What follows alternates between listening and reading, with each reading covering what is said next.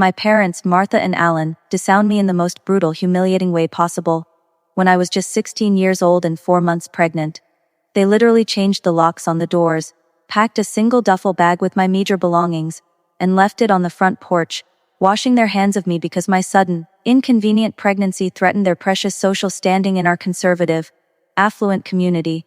I spent the next 20 years scraping, fighting, and sacrificing everything to build a safe, loving life for my son Ethan, who is now a brilliant, kind, and immensely successful university student.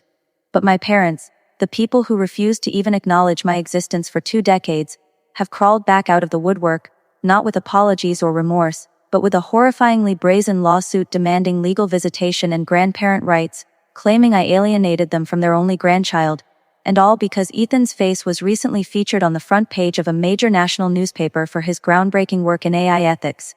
Their sheer audacity made my blood run cold. But here's the kicker: they have no idea that the brilliant attorney who immediately took my case, the one who is currently preparing to dismantle their entire legal argument, is the very same person who took me in, who saved me, and who is the closest thing to a father I've ever known.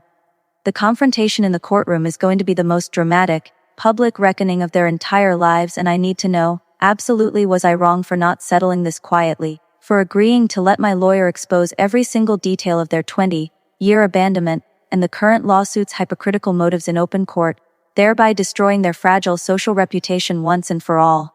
Tell me if you would have chosen peace, or if you would have chosen public justice. To truly understand the visceral hatred and icy rejection I felt, you have to picture my childhood. Martha and Alan were pillars of their community.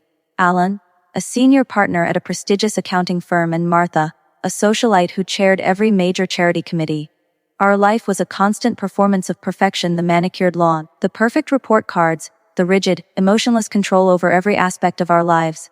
They didn't raise me with love, they curated me as an accessory to their perfect image. When I got pregnant at 16, a mistake made in a moment of teenage naivety with a boy who immediately vanished, that carefully constructed world shattered, and in their eyes so did I. I wasn't their daughter anymore, I was a ticking time bomb of public shame. The day they disowned me is burned into my memory with agonizing clarity. It wasn't a screaming match, it was a cold, calculated business decision. My father sat me down in his immaculate study, handed me the duffel bag, and presented me with a printed legal document. He didn't yell, he spoke in the chillingly calm voice he used when advising clients on bankruptcy. He told me that my continued presence would be, financially and socially, detrimental to their future, and that they had already arranged for me to be admitted to a private adoption facility in another state. When I looked him in the eye and said, "I'm keeping my baby," his face went blank. He stood up, walked to the door, and simply said, "Then you can't stay here. You have 30 minutes to leave. Your decision is final, and so is ours. Do not contact us again." 30 minutes later I was on the street, watching the lights turn off in the house that was no longer mine, the only warmth coming from the baby growing inside me, a tiny, determined heartbeat that was the only thing standing between me and utter despair, a profound, agonizing moment of abandonment that established the absolute, unforgiving boundary between their world and mine, a boundary they clearly intended to be permanent. I was utterly alone, 16, pregnant, and terrified. I had no money, no social security number. They had kept all my documents locked away, and only the clothes on my back. I spent the first few nights sleeping on park benches and in library alcoves, trying to calculate how many hours of work it would take just to afford a single meal, navigating the terrifying reality of homelessness with a vulnerability I was too young to fully comprehend. Just when I felt I was at my absolute breaking point, collapsing onto a bus stop bench in the middle of a cold, rainy night, a miracle walked into my life in the form of Daniel. Daniel was the owner of a small local diner that was open 24 hours a day, a gruff, seemingly tough man with the kindest eyes I'd ever seen. He saw me soaking wet and clearly pregnant, huddling for warmth, and instead of calling the police or looking away, he offered me a bowl of chili and a cup of coffee.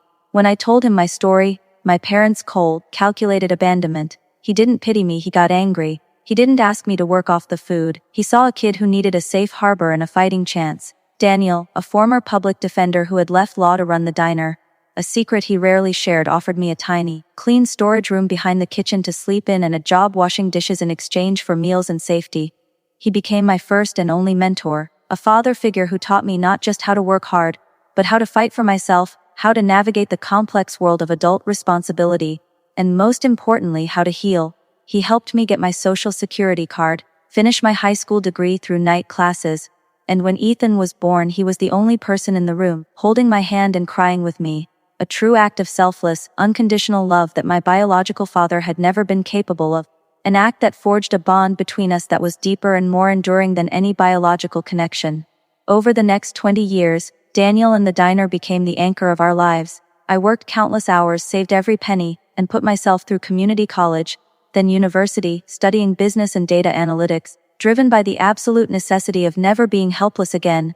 Ethan grew up in the back booths of that diner, doing his homework while I pulled a graveyard shift, becoming a quiet, incredibly perceptive, and brilliant young man. He inherited my drive but channeled it through his own unique genius: computer science and ethical AI. He got full scholarships, attended an Ivy League university, and by the time he was 20 was already publishing papers on ethical data governance that were shaking up the tech world. My life, though modest, was an immense success story: a loving, secure home, a fulfilling career as a data consultant, and a son who was my greatest pride and joy, all built from nothing, brick by painful brick, without a single cent or word of encouragement from my biological parents, whose existence had become a distant, cold memory, a painful chapter that I had finally, permanently closed. I deliberately kept my life small and private, never using my maiden name, ensuring there was no possible bridge for my parents to cross back into my world, a quiet, protective measure designed to safeguard Ethan from their toxic influence, a protection I had successfully maintained for 2 decades. The illusion of peace shattered 6 months ago. Ethan, now 22, presented a groundbreaking model at a national tech summit that instantly went viral. His profile, complete with his photo and name, Ethan, my married name, ended up on the front page of the Wall Street Journal, and then, horrifyingly, the national evening news. The accompanying article detailed his humble, hard-working upbringing, mentioning the single mother who sacrificed everything, working double shifts to support his education. A story that was meant to be inspiring, but which, to my parents, read like an engraved invitation to re-enter the narrative and stake a claim on a success they had zero part in creating. The next week, the legal documents arrive at a summons, a lawsuit filed by Martha and Alan, demanding legal visitation rights to Ethan and claiming grandparent alienation, the unbelievable, sickening audacity of it all. Their lawyers argued that because I had purposefully withheld their only grandchild from them, despite their repeated attempts to reach out's a blatant, vicious lie, they were entitled to immediate, unsupervised access, and they were using the fact that Ethan's very public profile made him a viable target, a recognizable asset who could once again polish their tarnished social image, to justify their monstrous claim, a calculated, ruthless move that instantly resurrected the 20-year-old trauma of their initial abandonment. But this time, the target wasn't just me, it was the son I had risked everything to protect. My initial reaction was pure, paralyzing terror. But Daniel, my former boss, mentor, and emotional anchor, who had in the intervening years reactivated his public defender license for pro bono work, immediately stepped up. He reviewed the documents, his face a mask of controlled fury, and simply said, "They left you on the porch with a duffel bag at 16, pregnant, and they claim alienation. This is not a legal fight, my name, this is a reckoning. We're going to use this courtroom to publicly expose them for the abusive, hypocritical monsters they are, and we're going to win so hard they never look at you or Ethan again." The process began. We amassed 20 years of documents, testimony, and irrefutable proof of their abandonment. The original eviction notice, which I had kept in a safety deposit box, the lack of any financial or emotional support, and the complete absence of contact. Daniel's strategy was simple, brutal, and utterly necessary. We would not settle. We would force them into open court, and we would use their own desperate, greedy ambition, the very thing that drove them to abandon me, to destroy them publicly, exposing the shocking contrast between their public persona as community pillars and the cold, unfeeling reality of their private actions, a truth that their social standing, the one thing they valued above all else, could never withstand, ensuring that the shame of their public trial would be a permanent mark against their names, a consequence far more effective than any private financial settlement. The day of the preliminary hearing arrived, and the small courtroom was packed, mostly with reporters drawn by the bizarre nature of the case and the involvement of Ethan, the tech prodigy. I sat at the plaintiff's table, calm but coiled, with Daniel at my side, radiating quiet confidence. My parents, Martha and Alan, swept in, dressed in impeccably tailored, expensive clothes, their faces radiating a strained, pious look of long-suffering grandparents, the perfect performance of the wounded, loving family members who had been cruelly alienated, a performance that was utterly sickening to watch, a final, brazen attempt to manipulate the narrative. They looked at me, not with remorse, but with contempt, clearly viewing me as the impediment to their access to Ethan's reflected glory. They didn't even glance at Daniel, assuming he was just some cheap, overworked public defender, a slight that made Daniel's usually stern face twitch with anticipation, knowing that their arrogance was the final gift we needed to deliver the fatal blow to their case. Their lawyer, a slick, expensive corporate shark, opened with a sickeningly sweet narrative about the tragedy of family division and the unjustifiable barrier I had placed between loving grandparents and their genius grandson, using Ethan's public profile as their primary evidence of his worth and their right to access it.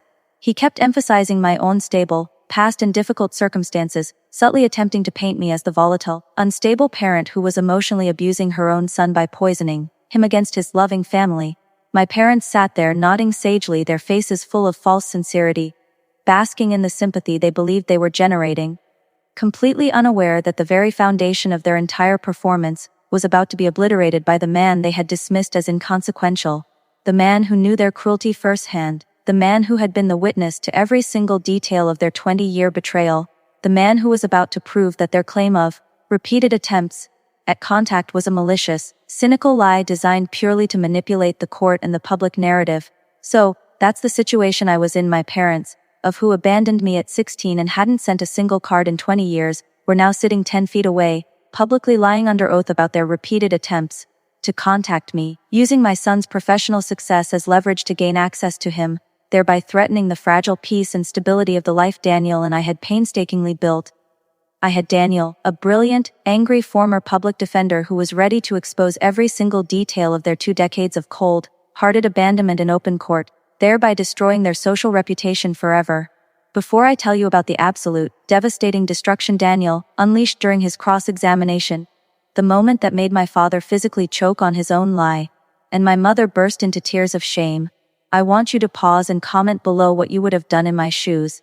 Would you have insisted on a private settlement to protect your privacy, even if it meant letting their lies stand?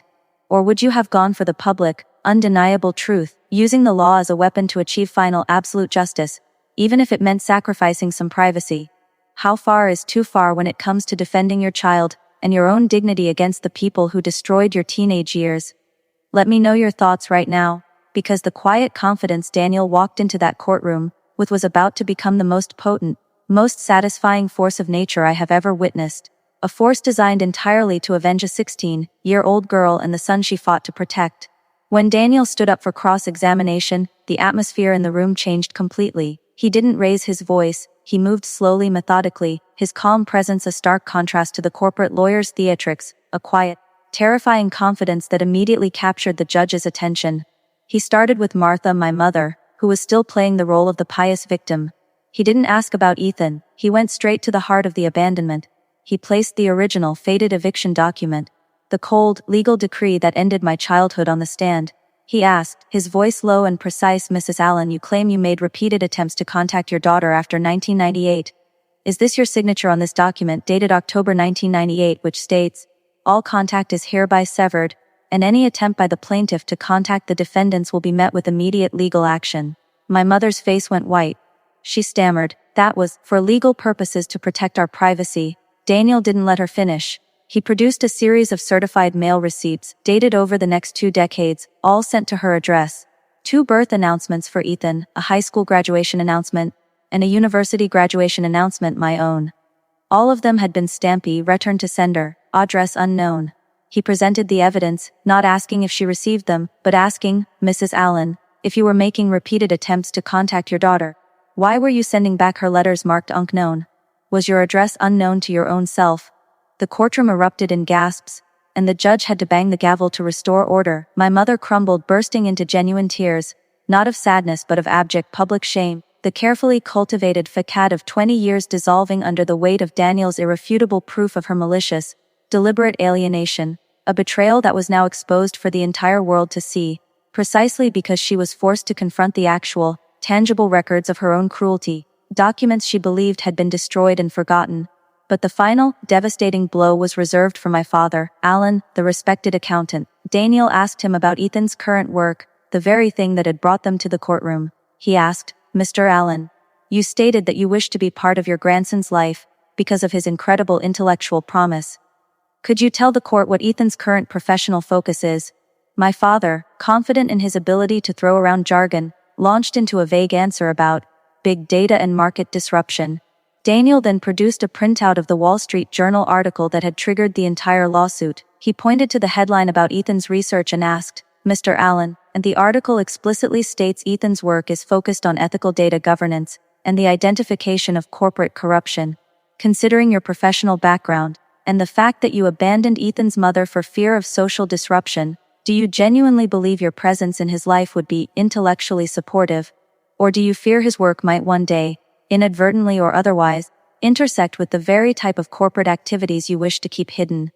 The question wasn't about grandparent rights, it was a brilliant, public insinuation of professional criminality and hypocrisy, designed to hit the accountant where he was most vulnerable, his professional reputation and the legal ambiguity of his own corporate dealings. My father's face turned a horrifying shade of purple. He didn't just stammer, he literally choked on his own breath. The implications of Daniel's question, the threat of the tech prodigy grandson exposing his grandfather's past dealings, causing a physical, violent reaction of terror that was palpable throughout the courtroom, a silent, powerful confession that the true motive for the lawsuit was not love, but a desperate, selfish attempt to control the narrative of a newly acquired, highly public asset, and Daniel had just used that same asset's specialty to utterly destroy the legal argument. The judge, who had been following the cross-examination with growing distaste for my parents' tactics, took only 10 minutes to deliver his verdict.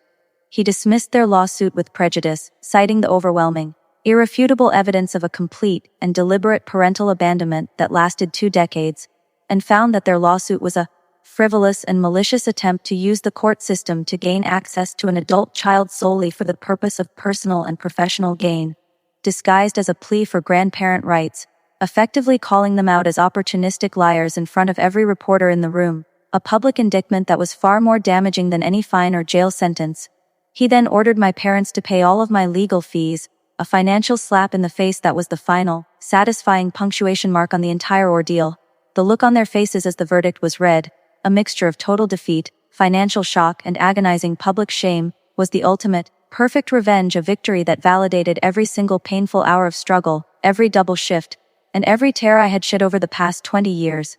The aftermath was a cleansing fire. The story, complete with Daniel's devastating cross-examination quotes and the judge's scathing ruling, went viral instantly. My parents' social standing, the thing they valued above all else, was completely annihilated. My father was forced to resign from his accounting firm within a week, his reputation as a pillar of ethics, utterly demolished by the public exposure of his cold-hearted cruelty and his implicit professional vulnerability. My mother's charity boards, desperate to distance themselves from the scandal, quietly removed her from every position she held, leaving her with nothing but her empty social calendar and her shattered pride. Their lives, built on a foundation of control and image, collapsed completely because the very tool they tried to use, the courtroom and the media, was weaponized against them by the person they thought they had crushed 20 years ago. Ethan, being the brilliant, emotionally mature young man he is, wasn't poisoned against them. He just saw the truth with crystal clarity, and has since chosen to maintain zero contact, standing firmly by the mother who sacrificed everything for him, and the man who stepped in as the only grandfather he has ever known.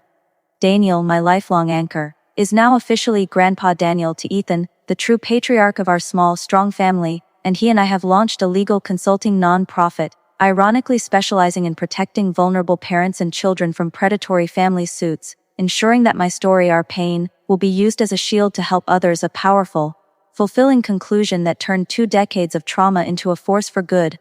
The shame and the financial cost of their abandonment lawsuit were their final, inevitable, and utterly deserved payment for the life they stole from a pregnant 16-year-old girl, a justice that was delivered not with violence or anger, but with the cold, precise, undeniable power of truth and 20 years of accumulated evidence.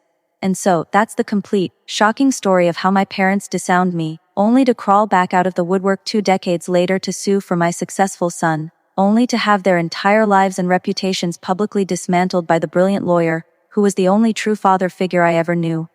It was a hellish journey, but the final, public vindication was worth every painful moment. If you stuck with me through this entire ordeal, thank you for listening to my truth. Like this video if you were rooting for Daniel and believed that public justice was the only acceptable response to their unforgivable 20-year abandonment. And hit that subscribe button for more true stories where the trauma is turned into triumph. Share your final thoughts on this whole mess in the comments section. Do you think they will ever try to contact Ethan again? Or has the judge's ruling finally silenced them forever? I'll see you all in the next story.